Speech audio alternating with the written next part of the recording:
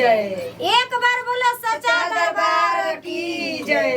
तो देखिए गुरु बहिना, जब कुआर के महीना में माई आवेली दशहरा में, तो लड़का से सियान तक बूढ़ जवान सब कोई ये तना माई के खुशी में रहेला। हाँ एक गुरु बहिना उमंग रहेला।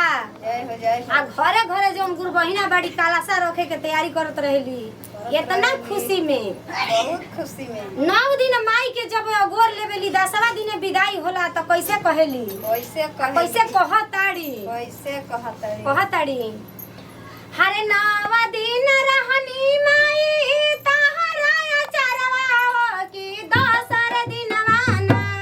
9 दिन रहनी माई तारा चरवा की 10 दिनवा ना। काहे छोड़ावे लूया चरवा की 10 दिनवा ना। काहे छोड़ावे लूया चरवा की 10 दिनवा ना। काहे जे कुंवारी बनावलू की 10 दिनवा ना। काहे दुआरी बनावलो की 10 दिनवा ना। जब हम रहनी मैया बारहो बरिसवा के नैहरा रहनी ना।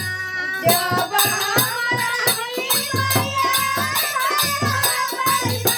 के नैहरवा रहनी ना। चिन्हलू बाबा महतारिया हो नैहरा रहनी ना। चिन्हलू बाबा महतारिया हो नैहर रहनी ना। तोहरे असरवा मैया कटनी दिन रतिया होती काहे छोड़लू ना। तोहरे सरवा मैया कटनी दिन रतिया हो की काहे छोड़वलू ना।